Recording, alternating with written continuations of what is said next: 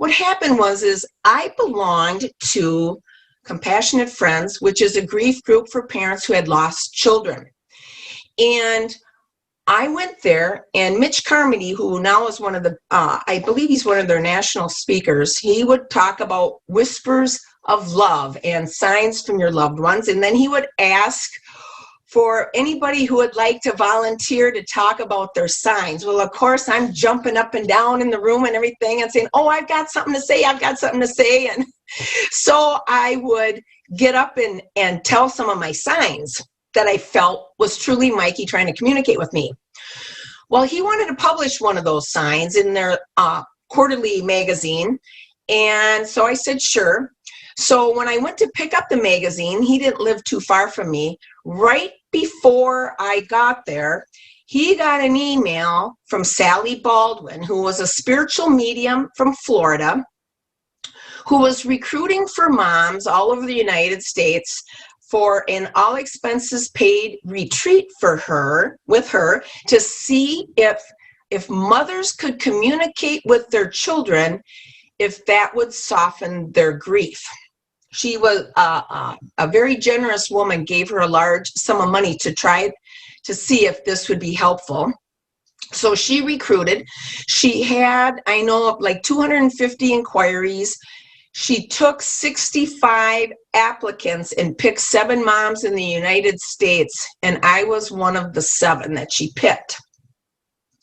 When I went out there to Sun Valley, Idaho, it was a beautiful resort, and she talked to all of us, and I was very fearful because I thought this was against my religion. I was brought up Catholic, and so actually even before I went, I talked with Sister Joan, who was a relative of mine, to see what she thought, if this was okay for me to do this.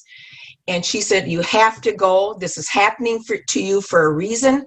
You need to go to this, and there's nothing wrong with mediums. She says, I've even seen John Edwards. So I thought, well, if a Catholic nun went to see John Edwards, I can do this too. So I went to this retreat. Sally Baldwin, when she had me alone, she told me, she said, Carol, Mikey brought you here. He bothered me and pestered me to pick you. She said, you have to understand that the fact that you were all forgiving, and she said that you never blamed anybody, and you have this connection with Mikey. She says, you have the ability to communicate with him, and I'm going to show you how. And I looked at her and I said, you are crazy. You are out of your mind. There is no way I can communicate with my son. I said, I know the signs are real, but I don't think that's possible. And she says, you will see. By the time you leave this weekend, I will show you, you will be able to communicate with Mikey. And I thought she was crazy, but I can. So what happened is she, and I think what it was for me was seeing was believing. So she showed me how to use a pendulum. And I thought that was kind of voodoo-ish or whatever, and I didn't know what to think about that. But there were times when I thought I heard him in my head, but I thought it was my imagination. I felt that it must be my grief. I must be just thinking I'm hearing him. And so that's what it is. But I actually really was hearing him some telepathically. So with the pendulum, though, I could see it move. And so it moved immediately and very, very precisely. She told me that Mikey was of high energy and this was going to work for me. And she says, you have this connection. And so it was crazy for me to watch this thing move around.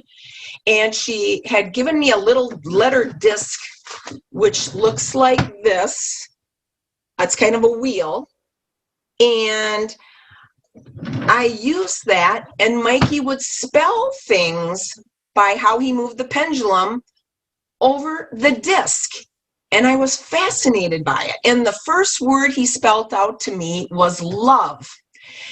And then he would say how much he loved me. And I mean, I couldn't believe what was happening before my eyes. It was a miracle.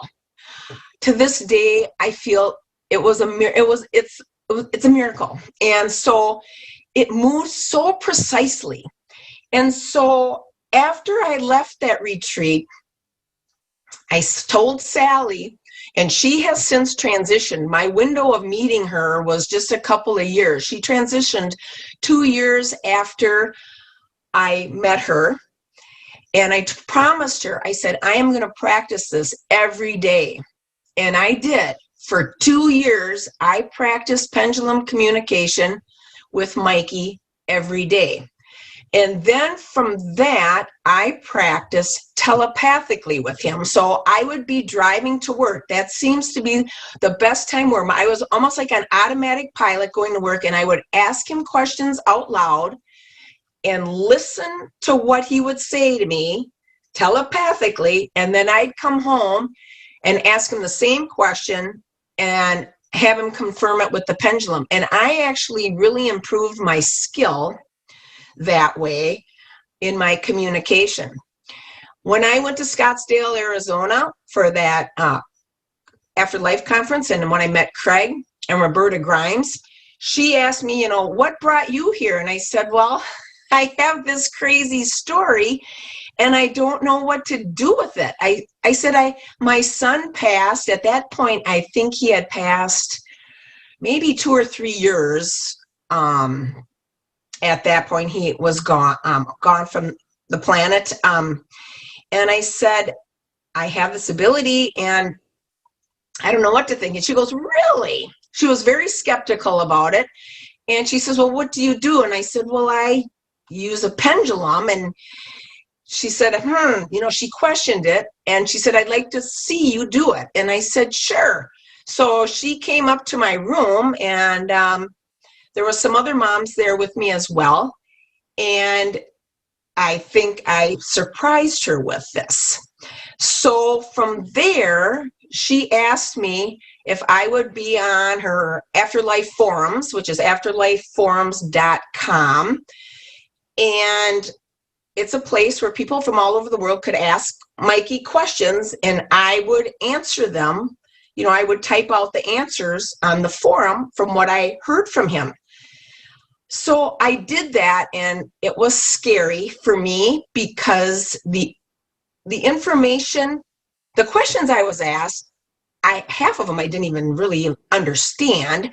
I didn't understand energy, consciousness, energy, or anything spiritual about afterlife stuff. I only thought, heaven was in the clouds, and it was. My whole thought, that God was a man, and my whole perception of all of this changed significantly with what Mikey was telling me. And so my answers were truly Mikey. I had no idea if it was right or wrong, but I typed out the answers, and I answered thousands and thousands of questions, I feel like, since I've been doing it. And from there, I had people tell me, you should write a book. You need to write a book about this and all the stuff that he tells you. And so I didn't know how to write a book. And his dad and Joey are like, Mom, you got to do this. You got to write this book. And so Roberta helped me. His voice, it's in first person. I did it with the pendulum communication, with also telepathically. The description in the book of the afterlife, where he goes into specifics about the afterlife and where he resides, I literally did that pretty much letter for letter, word for word, because I didn't want to make a mistake. And we went over it a couple of times. So that particular chapter took me a long time to do, but I wanted to be sure it was accurate and truly of him. And so what I've learned from him is that everything is energy. Absolutely everything is energy. And he talks about how the simple way he describes things is you think of a TV set. Your TV set is in one place. Okay, it's one place. Every time you change the channel, which is changing the frequency, so you get a different station, you see and experience something different on the TV. And he says that is the simplest way he can explain what all the infinite dimensions are that exist in the afterlife. That it is literally frequencies and the vibration of that dimension, and then that's what you will experience. And everything is energy. He talks about God, that God is love. God is a unity of absolute pure love, which is infinite. God is far beyond a man sitting in a chair, telling people what direction they're going. He says there's no eternal damnation, that we all have the ability to improve ourselves. And so the things that I learned through my Catholic upbringing was totally different than what Mikey was telling me. So it was a little scary for me as far as,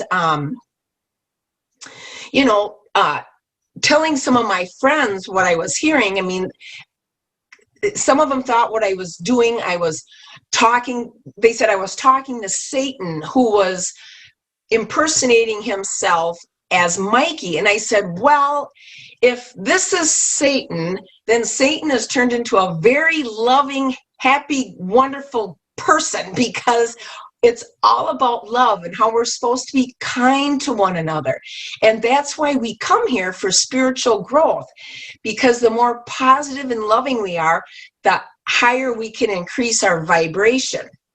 And so, I mean, I just have kept going with this, and it's amazing how people who had ridiculed about it, thinking what I was doing was a bad thing, now they see, the message is so important right now. I mean, with how the world is today, how it's to be positive and just kind in our ways with everyday life things, how important it is for us on a spiritual level.